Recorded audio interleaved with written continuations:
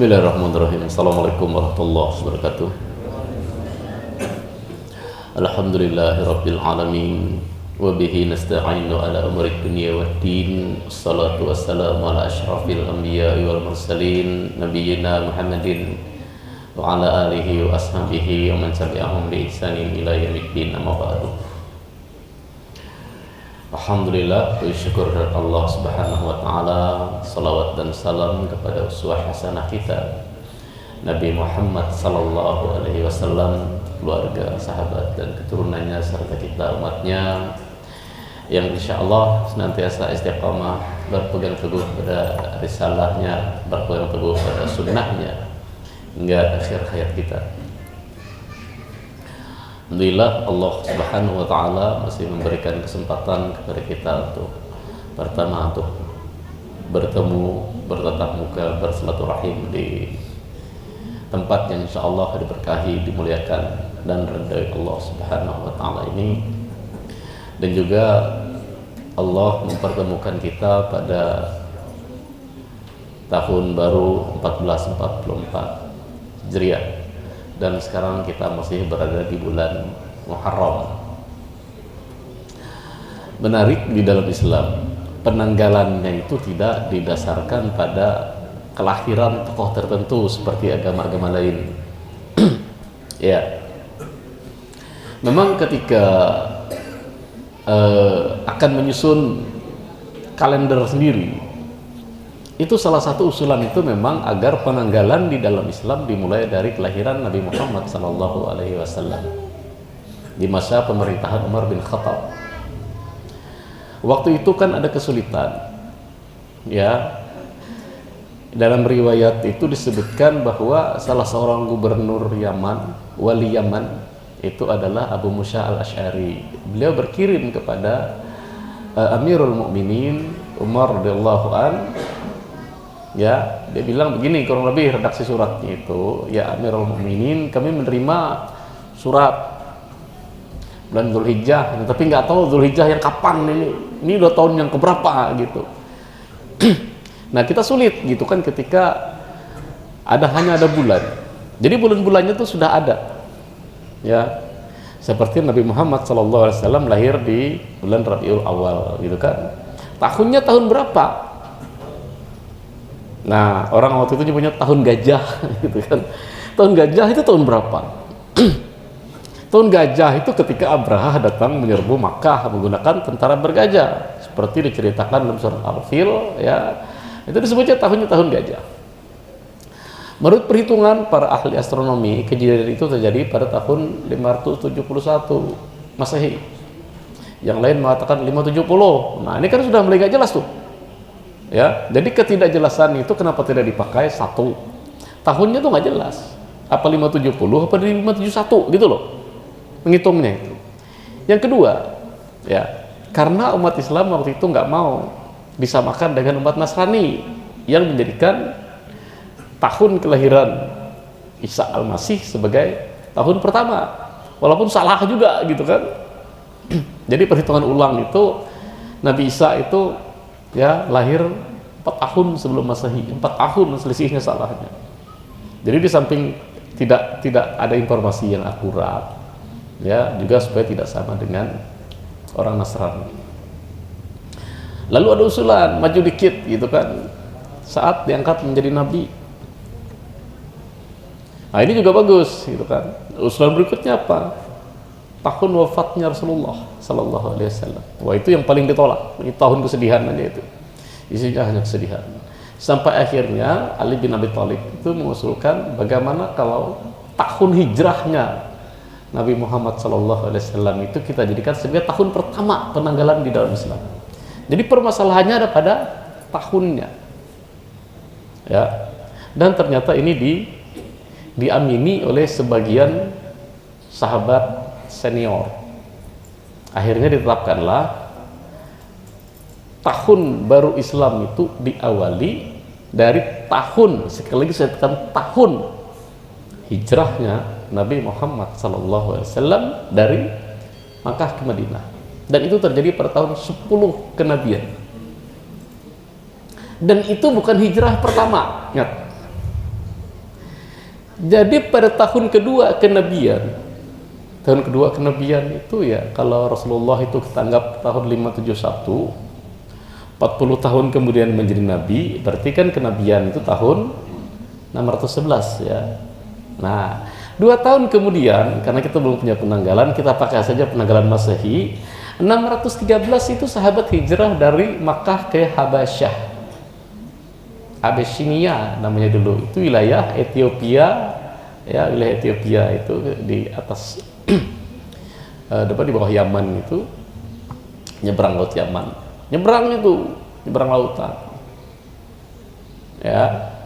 Itu pada tahun kedua dipimpin oleh Utsman bin Affan dan istrinya Ruqayyah.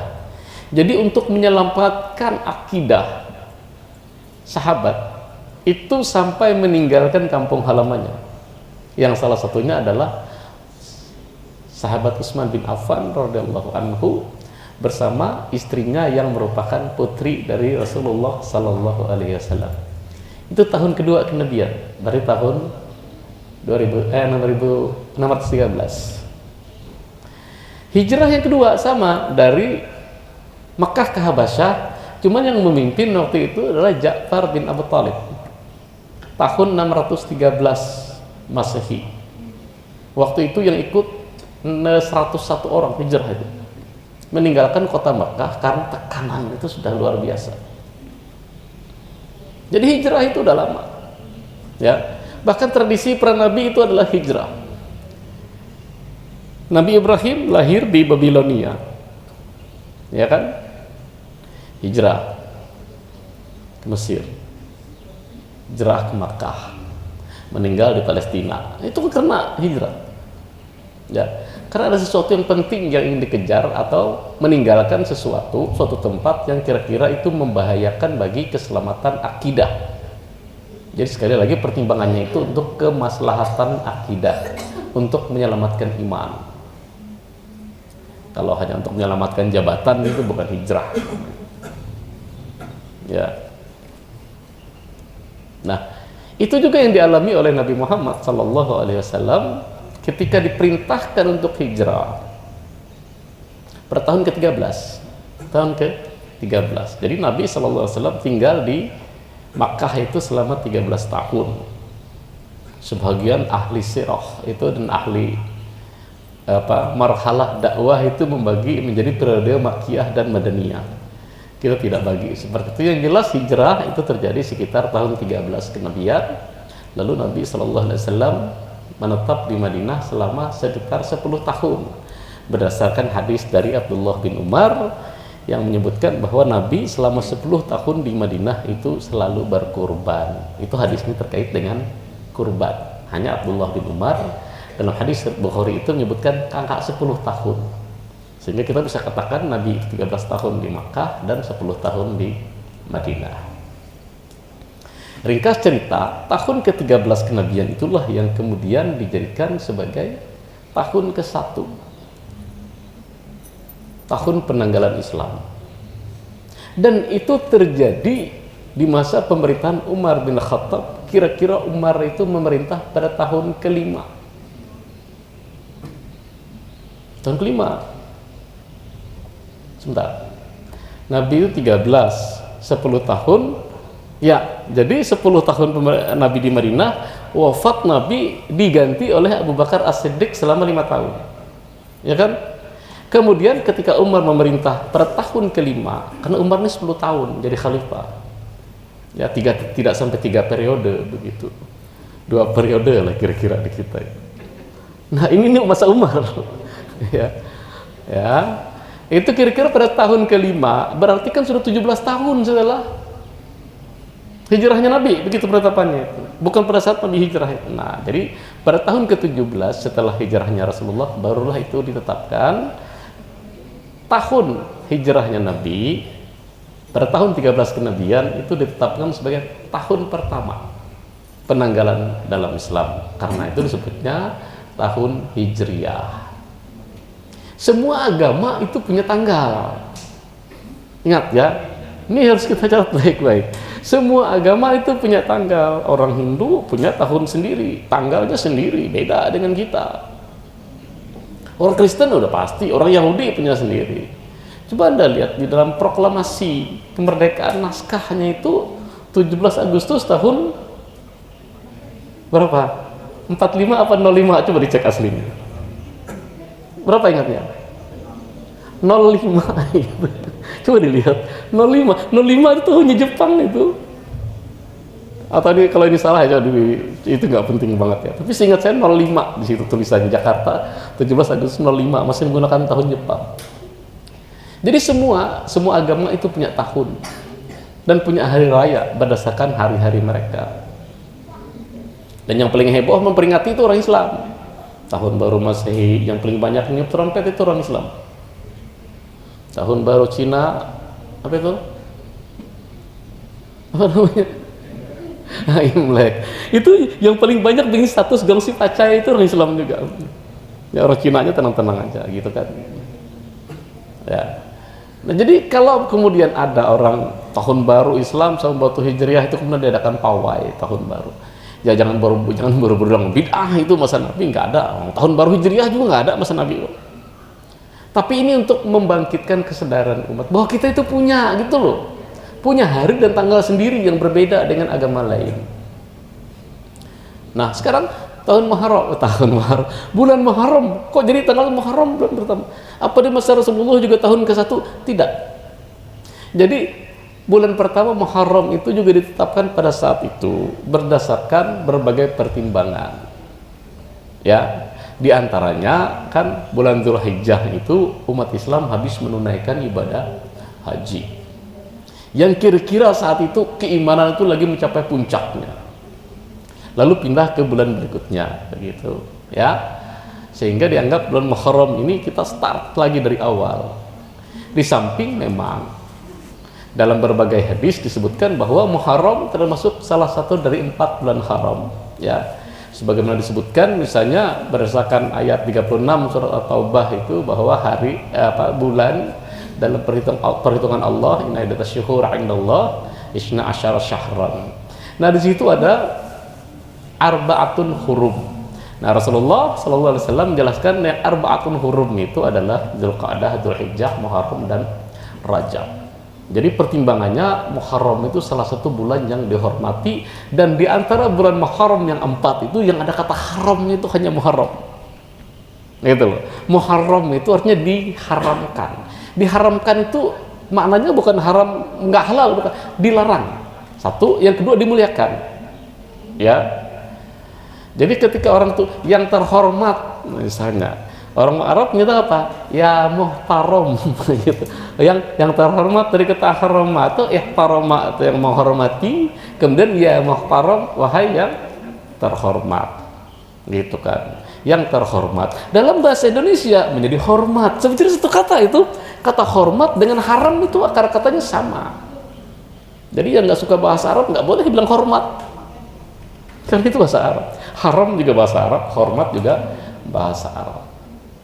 Nah, satu itu ya karena dia bulan haram. Yang kedua, menurut ahli sirah itu Nabi Shallallahu Alaihi Wasallam memang merencanakan hijrah itu sejak bulan Muharram, tapi tidak berangkat di bulan Muharram. Yang masyhur beliau berangkat di akhir bulan Safar. Ada yang menyebutkan tanggal 27 Safar. Jadi setelah Muharram itu bulan Safar.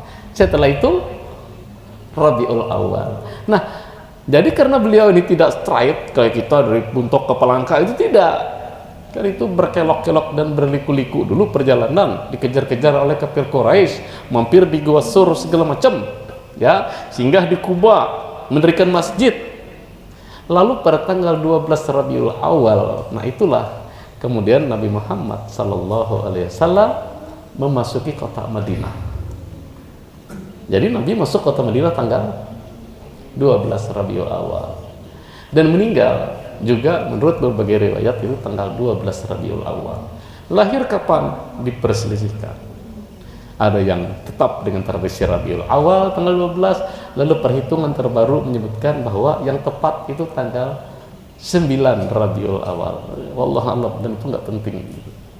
Ya, jangan berdebat masalah 9 atau 12, ya belum Rabiul Awalnya mesti kena. Nah, itu beberapa hari yang lalu beredar amalan malam tahun baru Hijriah. Amalan malam tahun baru Hijriah itu lewat WhatsApp grup. Di antaranya baca ayat kursi 360 kali.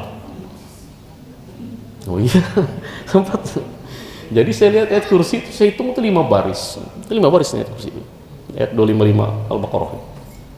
Jadi 5 baris itu kalau satu halaman itu kan 15 baris. Kalau orang menghafal tuh 15 baris itu satu halaman. Berarti kalau 5 baris itu sepertiga halaman. Itu udah sepertiga. Ya. Berarti kalau 360 dibagi 3 itu ada 120 halaman. Ya kan? 120 halaman setara dengan membaca Al-Qur'an 120 halaman. 120 halaman itu kalau 1 juz 20 dibagi 20 berarti 6 juz Al-Qur'an untuk baca. Sebanyak 6 juz Al-Qur'an membaca Allahu la ilaha illa huwal hayyul qayyum khusus malam tanggal 1 Muharram. 6 juz. Padahal kita diperintahkan kalau tidak habis sholat fardu sebelum tidur itu kan disunnahkan kita untuk membaca ayat 255 Al-Baqarah Allahu la ilaha illa huwal hayyul qayyum ini 1 kali sekurang-kurangnya. Kalau kita baca setiap mau tidur baca malam aja lah, gak usah yang siap. Itu kan udah 360 kali juga bacanya setahun. Jangan sekali duduk 360 kali. Baliuran. Coba aja baca 6 juz sekali duduk, lumayan baliuran itu. Orang yang menghafal aja rata-rata 1 juz sekali duduk kok. Tanya aja para Ustaz Aziz itu. Sekarang umur saya menghafal itu 1 juz sekali duduk. Itu yang normal 1 juz itu. Dia disuruh baca 360 kali ayat 255. Itu setara dengan 6 juz. Kalau sudah menyusahkan seperti itu pasti bukan dari Nabi sallallahu alaihi wasallam. Kenapa? Satu, sumbernya tidak ada disebutkan. Yang kedua, loh ini kan penetapan tahun baru itu 17 tahun setelah wafatnya Rasulullah sallallahu alaihi wasallam. Artinya Nabi tidak pernah meninggalkan amalan-amalan baca ini seperti itu kalau malam 1 Muharram. Jadi ini bahayanya bukan apa-apa ketika kita menyebarkan satu amalan, diamalkan orang, ternyata Allah tidak perintahkan, Rasulullah tidak contohkan. Nanti dia minta pahalanya kan ke kita. Karena kita yang nyuruh. Iya dong. Masa minta ke Allah, Allah nggak nyuruh kok. Misalkan orang begini, bilang, ya, kalau ke rumah Fahmi dikasih uang 1 juta. Asal mau ke rumahnya, datang orangnya. Ngobrol sebentar, katanya ke sini minta dikasih uang 1 juta. Siapa bilang? Ustadz Samsudin. Saya paling bilang sana minta sama Ustadz Samsudin aja. Kata Ustadz Samsudin nggak ada, minta sama Gus Samsudin aja. Karena dia bisa datangkan duit 1 juta. Ya, rupanya beda antara Ustadz Samsudin dengan Gus Samsudin ini. Beda gitu. Kata Gus Samsudin, wah ini gara-gara pesulap merah ini pasti. Ya. Nah, jadi jangan mengada-ada begitu, amalan-amalan seperti itu. Kadang-kadang ini ada orang nih, kadang-kadang saya tuh prihatin itu begini, saya tahu orang ini pintar begitu ya. Pintar, pernah di Al-Azhar. Ini pertanyaan tentang amalan malam tertentu. Jadi kalau malam Jumat itu hadisnya sahih, kita disuruh baca surat Kahfi, betul kan? Nah, itu tidak ada perbedaan di antara para ulama. Lalu kemudian ketika beliau ditanya, saya nggak usah sebut namanya untuk menjaga kehormatan. Ustaz, yang benar itu baca Kahfi atau baca Yasin? Dijawabnya awalnya bagus. Kalau perintah baca surat Kahfi itu hadisnya sahih, udah sebutkan. Siapa membaca surat Kahfi diberi sinar antara dia dan Ka'bah selama sepekan. Baca surat Kahfi akan dilindungi dari fitnah Dajjal dan seterusnya. Lengkap dia membacakan surat-suratnya. Ya, apa hadis-hadisnya. Lalu dijelaskan, tapi perintah baca Yasin itu umum katanya setiap malam. Jadi tidak ada batasan kita. Kenapa orang membacanya malam Jumat? Karena dia tiap malam nggak mampu. Tinjauan kritisnya itu begini. 1, perintah membaca Yasin. Yasin bagian dari Al-Quran itu tidak ada perbedaan pendapat. Ya, menghususkan membaca Yasin itu hadisnya diperselisihkan. Mayoritas hadisnya lemah dan fadilah-fadilahnya mayoritas lemah. Itu 1. Walaupun perintahnya ada. Gitu. Nah, yang kedua, Kalau ada hadis ataupun nas yang informasinya itu spesifik, maka itu didahulukan dalam perkara spesifik juga. Ambil contoh, saya ambil contoh. Sholat 5 waktu itu kan wajib, betul? Termasuk zuhur, betul nggak? Zuhur. Boleh nggak orang hari Jumat itu sholat zuhur saja nggak Jumatan? Tidak ada uzur, dia tidak safar. Nggak boleh kan? Nggak boleh. Kenapa?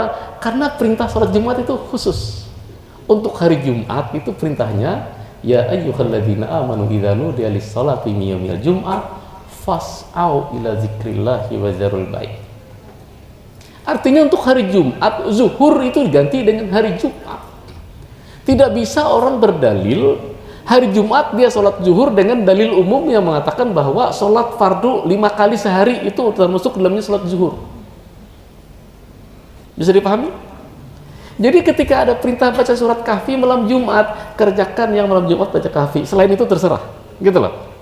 Kenapa? Karena malam Jumat disuruhnya baca surat kahfi, gitu. Ya. Ada nas misalnya mengatakan bahwa Allah mengampuni semua dosa. Nggak salah. Ya, surat Az-Zumar ayat 53 itu mana gitu. Qul ya ibadiyalladzina asrafu ala anfusihim la yaqnatu min rahmatillah Allah yaghfiru dzunuba jami'an. Katakan kepada hamba-hambaku, jangan berputus asa, yang melampaui batas, jangan berputus asa dari rahmat Allah, karena Allah mengampuni semua dosa. Allah mengampuni semua dosa. Ini ayat umum. Semua dosa, apa saja Allah ampuni, asal orang mau bertobat. Lalu ada ayat yang mengatakan Allah tidak akan mengampuni dosa syirik. Nah, khusus untuk syirik ini Allah tidak ampuni sampai orangnya bertaubat. Innallaha la yaghfiru ayyushraka bihi wa yaghfiru ma duna dzalika liman yasha. Itu bisa dilihat di ayat 48 dan ayat 116 surat An-Nisa. Jadi ketika ada perintah yang sifatnya khusus, itu berlaku untuk hukum yang khusus. Maka yang umum itu diabaikan. Dalam artian yang khusus didahulukan daripada yang umum, sebagaimana kita mendahulukan sholat Jumat daripada sholat zuhur. Begitu. Jangan kita menggunakan hari Jumat itu kemudian sholat zuhur dengan dalil bahwa sholat dalam Islam itu ada 5, salah satunya zuhur. Hari Jumat hanya sholat Jumat pada jam tersebut. Jangan juga yang kebablasan, zuhur dikerjakan, Jumatan dikerjakan. Loh, saya sering itu melihat itu di mana-mana, bukan di kampung. Saya ketika di Bogor, di IPB Dermaga itu ada 2 tempat masjidnya, saya sebut aja masjidnya nggak masalah karena bapak-bapak juga nggak pernah lihat masjidnya. Satu Masjid Al-Inayah di Babakan Tengah, ya, tempatnya kosnya mahasiswa itu. Kemudian satunya di Babakan Doneng, masjidnya itu. Jadi orang sana habis sholat Jumat langsung iqamah, Allahu Akbar, saudara, jejer, dua saf, sholat zuhur.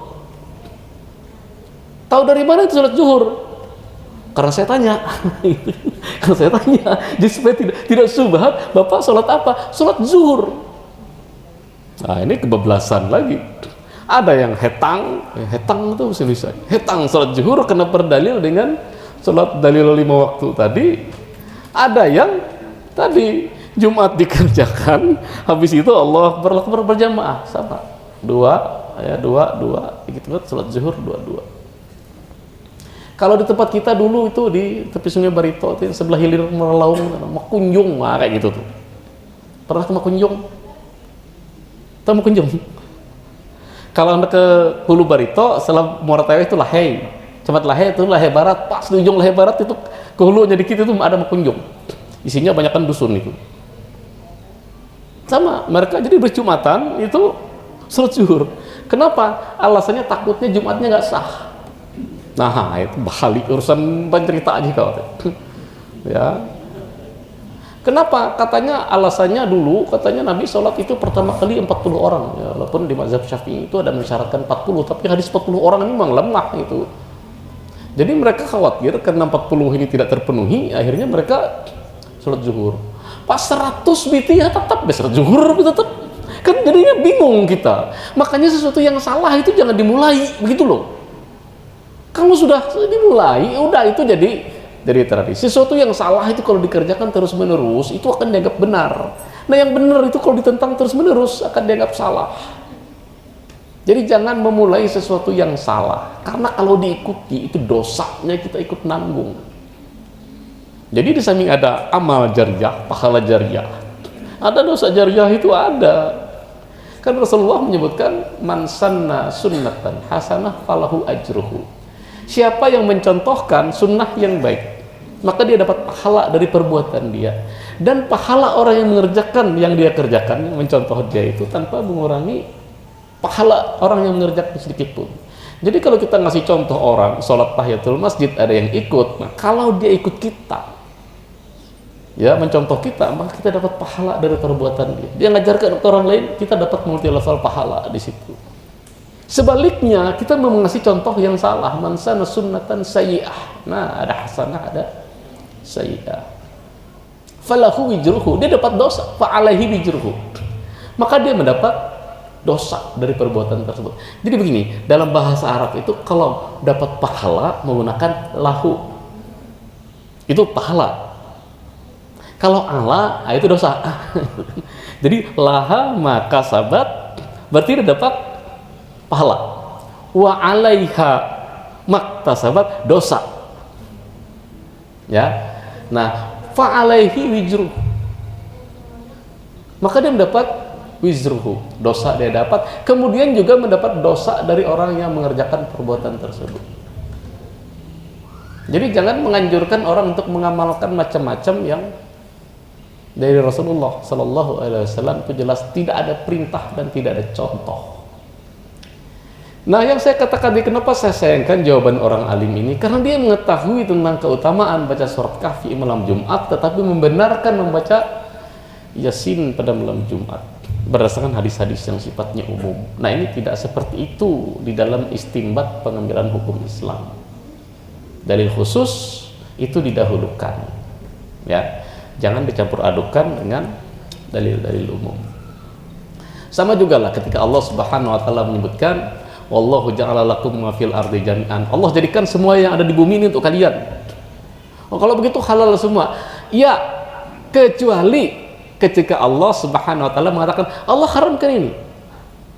Ya, nama harrama alaikumul maitah wad dama wal hamal khinzir wa ma uhilla bihi li ghairillah. Nah, berarti itu haram. Allah mengharamkan, ya. Yang pertama bangkai. Kemudian darah. Ya kan?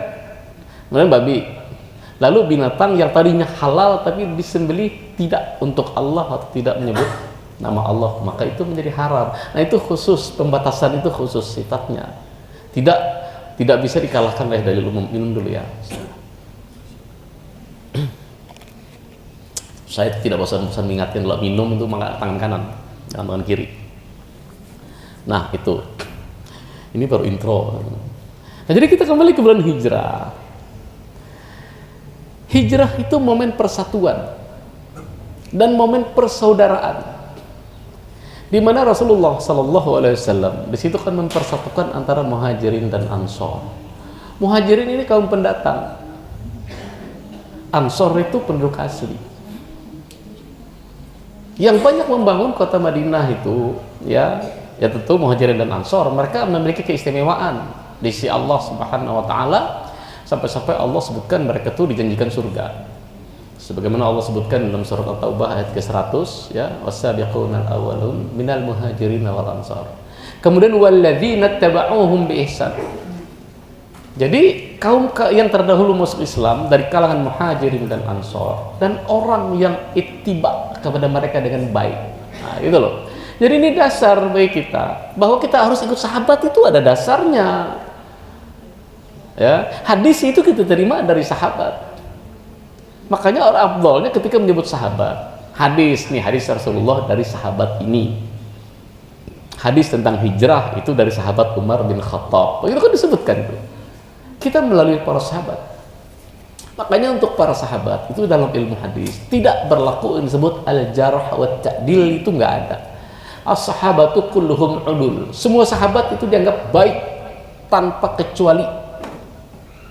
kecuali kata orang Syiah. Nah, hanya 5 yang baik sahabat itu, yang lain itu kafir semua. Itu kata Syiah.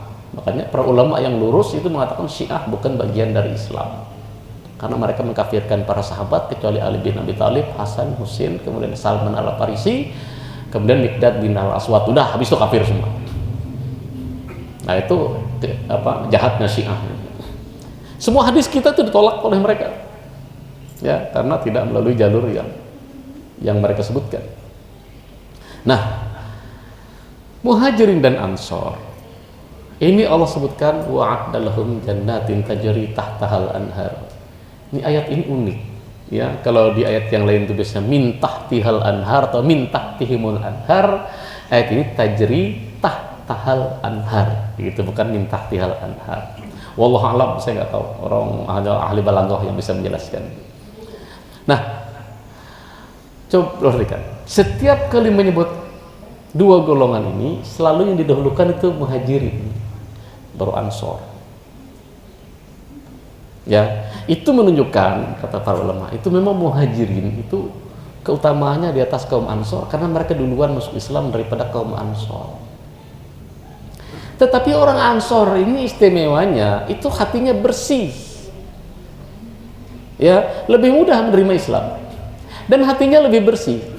Makanya Allah Subhanahu wa taala juga memuji mereka di ayat yang lain dalam surat Al-Hasyr ayat ke-9, walladzina nattaba'ud dar wal iman min qablihim, orang-orang yang menempati darul iman. Jadi Madinah disebutnya Darul Iman sebelum kaum Muhajirin, ya, dan orang yang mereka beriman sebelumnya. Yuhibbuna man hajara ilaihim, itu mereka mencintai orang-orang Muhajirin yang datang kepada mereka, orang yang hijrah, ya. Wala yajiduna fi sudurihim hajatan mimma utu, mereka tidak mendapatkan sedikit pun keinginan terhadap apa-apa yang mereka berikan kepada kaum Muhajirin. Termasuk mereka tidak dengki ketika Al-Quran selalu menyebutkan Muhajirin wal Ansor. Laqad taballahu 'alan nabi wal muhajirin wal ansor. Allah menerima taubat Nabi, kaum Muhajirin dan Ansar di surat At-Taubah itu. Ya. Nah, itu kaum Muhajirin, kaum Ansar tidak merasa cemburu, tidak ada rasa dengki. Dan Nabi menjadikan hubbul ansor itu minal iman. Tanda iman itu adalah mencintai kaum Ansor. Dan tanda-tanda nifak, alamatun nifak adalah gabdul ansor.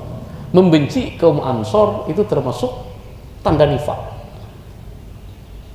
Jadi orang yang membenci penduduk Madinah, katakanlah memberikan gelar buruk, menyebut Wahabi, itu tanda nifak.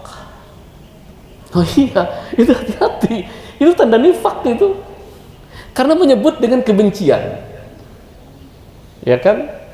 Kita kalau ditanya, orang Kristen tuh tanya kota paling baik di dunia ini mana? Katolik bilang Vatikan, betul nggak? Pengennya kemana? Yang ingin diziarahi Vatikan. Orang Kristen mau ditanya mau kemana? Mau ke Bethlehem. Saya pernah tuh bareng ibu-ibu pendeta udah pensiun. Bu, mana? Ke mana? Oh, mau umroh. Bingung saya, ini orang Kristen kok umroh begitu? Umroh kemana? Ke Bethlehem. Innalillahi wa inna ilaihi raji'un. Saya saat itu udah berprasangka baik, jadi mungkin dia mau alaf, iya kan? Tapi setahu saya dia aktivis gereja, itu kan sama-sama pegawai negeri dulu. Dia pensiun bareng saya dari Morateweh ke Banjarmasin, satu bus di belakang. Mau umroh, saya kira ke Mekah. Itu ke Bethlehem, ke Bethlehem dia umrah. Tapi kan artinya saya mendengarkan dari semua pihak, gitu kan. Kita itu kalau mau jadi ulul albab itu dengarkan semua. Ulul albab itu kan terpuji di Al-Quran itu. Selalu Allah memuji ulul albab itu. Nah, di antara karakter ulul albab itu yang Allah puji adalah alladzina yastami'unal qawla fayattabi'una ahsanah. Ya ini orang-orang yang mendengarkan semua ucapan, dengarkan dulu. Fayattabi'una ahsanah, lalu diikuti yang paling baik. Ulaika alladzina hadahumullah, itulah orang-orang yang mendapat hidayah Allah. Wa ulaika hum ulul albab, nah itu orang yang disebut ulul albab. Salah satu karakter ulul albab selain yang paling populer ayat 191 surat Ali Imran itu, yang inna fi khalqis sama'i wal ardi ayat itu. Nah, jadi kita kembali kepada momen hijrah ini. Rasulullah Shallallahu Alaihi Wasallam itu mempersatukan. Dan hijrah itu berlaku hingga hari kiamat. Dan yang terpenting dari hijrah itu adalah niat. Nah, itu makanya hadis hijrah itu hubungannya dengan hadis niat. Yang populer itu innamal a'malu binniyat wa innamal likulli imri'in ma nawa. Jadi setiap amal tergantung kepada niat dan orang akan mendapatkan sesuai dengan apa yang dia niatkan. Perlu terus hijrah itu, memperbaharui niat, memperbaiki, ya, menjadi lebih baik dari hari ke hari. Itu hakikat hijrah, ya kan? Karena ketika Rasulullah Sallallahu Alaihi Wasallam menjelaskan la hijrata ba'dal fatah, itu setelah Futuh Mekah itu tidak ada hijrah, itu selesai hijrah secara fisik dari Mekah ke Madinah maupun sebaliknya, itu tidak berlaku karena dua-duanya negeri kaum muslimin setelah penaklukan. Yang ada itu adalah jihad dan niat. Nah, di hadis yang lain dalam riwayat Muslim, Rasulullah menyebutkan al-muslim man salimal muslim min lisanihi wa yadihi wal muhajir man hajara ma nahallahu anhu. Yang dikatakan seorang muslim kalimatnya di situ, itu adalah orang yang terpelihara muslim lain dari gangguan lisan maupun tangannya, dan seorang yang hijrah adalah orang yang meninggalkan apa-apa yang dilarang oleh Allah. Nah, kita ini insya Allah akan menjadi orang yang muhajir sampai akhir hayat kita, meninggalkan apa-apa yang disuruh untuk dilarang, yang disuruh kerjakan ya kita kerjakan gitu. Wa ma atakumur rasulu fakhudhuhu wa ma nahakum anhu fantahu. Apa yang diperintahkan atau diberikan Rasul ambil, apa yang dilarang itu jauhi. Itu hakikat hijrah itu di situ.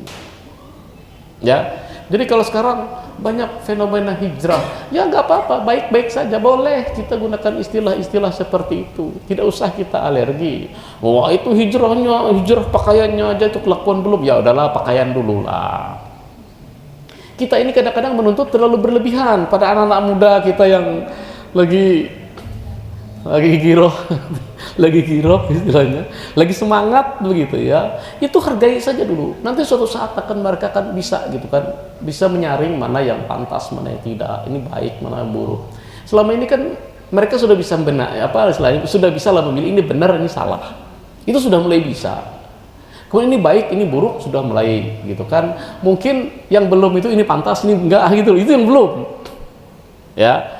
Jadi kadang-kadang maaf saya nih walaupun tidak Facebooker sejati begitu, kadang-kadang melintas juga terbuka. Ada yang bikin status percuma saja pakai hijab syar'i kalau masih selfie. Lo tidak percuma hijabnya itu, masa hijabnya percuma? Bayangkan dia selfie pakai bikini, apa mau ada gitu? Lebih celaka kan? Jangan-jangan gara-gara kita nulis status seperti itu dia dibilang percuma, udah kita selfie aja pakai rok mini. Berdosa kita kalau gara-gara kita dia melakukan itu. Tidak setiap orang itu kan seketika begitu loh, begitu. Ada yang mulainya dari pakaian, ada orang yang mulainya dari sholat di masjid saja. Dulu biasanya sholatnya di rumah aja gitu kan. Sebenarnya dia baik, kenapa nggak sholat di masjid? Ditanya, takut riya. Nah, kan nggak paham dia kalau yang namanya wajib itu nggak ada istilah riya. Menampakkan yang wajib itu tidak ada istilah riya. Ingat ya. Loh, saya tuh pernah nemu gitu loh. Kenapa Bapak nggak mau sholat Jumat di masjid? Saya takut dianggap ulama. Innalillahi wa inna ilaihi raji'un. Siapa juga yang nganggap Bapak ulama? Muka juga nggak kayak ulama sama sekali kok. Lah, tapi kan ada orang yang seperti itu gitu. Kenapa nggak ke masjid Jumatan, Pak? Saya takut dianggap ulama nanti. Saya bilang kayak gini kok ulama? Ya. Ya, nah, tapi itu kan perlu kita dorong begitu. Adalah yang saya takut riya kalau ke masjid. Yang namanya wajib ditampakkan itu nggak ada istilah riya. Itu harus dicatat baik-baik. Kalau sunnah ditampakkan dan tampak-tampakkan itu beda. Bayar zakat itu nggak ada istilah riya, kasih aja langsung. Puasa itu nggak ada istilah riya. Puasa itu nggak riya. Masa ditanya puasa nggak mau jawab takut riya. Ya nggak seperti itu. Ya. Yang nggak boleh kita nanya tuh amalan sunnah. Nanya teman tadi malam kamu tahajud nggak? SMS tadi malam kamu tahajud nggak? Itu nggak boleh gitu, karena itu nggak wajib. Dan juga sebaiknya nggak usah dijawab lah. Nah, jadi dia pelan-pelan. Ada yang memulai dengan pakaiannya, penampilan dulu gitu kan. Ada yang penampilannya belakangan, jadi dia ngajinya tetap. Sebagian teman-teman saya tuh, itu kalau udah main basket perempuan pakai rok mini, ngaji rapi banget dia. rapi gitu kan, kita tegur ya nantilah, belakangan akhirnya kan pakai juga begitu loh, terakhir dia pakaiannya, ada yang pakaiannya duluan. Nah itu orang memilih nanti, jadi hidayah yang didapatkan itu dia bertahap gitu. Ya ada yang langsung gitu kan, langsung juga itu yang tadinya klimis langsung pelihara jenggot, sudah pelihara jenggot nggak mau tumbuh-tumbuh juga ternyata. Ya Ustadz kenapa nggak pelihara jenggot? Ini udah jenggot nih, jenggot 45 aja, sebelah 4 sebelah 5 ya, maunya segitu. Itu pun yang 45 itu putih-putih juga ternyata gitu. Sudah 45 itu putih-putih juga. Ya udahlah, karena memang bapak saya juga nggak punya jenggot gitu kan. Jadi secara genetis saya ini memang nggak punya jenggot. Udah juga digosok-gosok pakai Firdaus tuh, kan suruh minyak Firdaus segosok-gosok nggak mau juga. Udah takdirnya nggak pakai jenggot. Setidaknya Allah tahu lah, saya udah berusaha gitu kan, gosok-gosok itu pakai Firdaus. Nah, jadi orang nyunahnya itu macam-macam. Ada yang mulai dari jenggot dulu gitu kan. Ya, walaupun kalau orang berjenggot tuh nggak tentu juga nyunah gitu kan. Ada juga yang berjenggot kan cakep gitu, berjenggot. Dulu kan Romi Rama tuh cakep, jenggotnya kayak sarang lebah gitu. Sekarang malah dikelorok sama dia, ada dihabisin tuh. Ya biarin aja kan, jenggot dia sendiri kan. Nah, ada yang mulai dari situ. Ada yang mulai dari sholat berjamaah di masjid. Itu kita hargai. Ya, lalu kita dorong-dorong ya biar depan gitu kan, belakang dulu. Ya. Lalu ada yang nanya gini. Ini juga pertanyaan orang pengen instan aja. Ustadz, di Al-Quran dalam surat Al-Ankabut 45 itu dijelaskan bahwa inna sholata tanha 'anil fahsya'i wal munkar. Sesungguhnya sholat itu mencegah orang dari perbuatan keji dan mungkar. Si Fulan itu sholat Ustadz, masih aja itu main perempuan. Oh, susah kan jawabnya itu. Jadi akhirnya saya cek juga di tafsirnya. Pertanyaan serupa pernah di masa Rasulullah Sallallahu Alaihi Wasallam.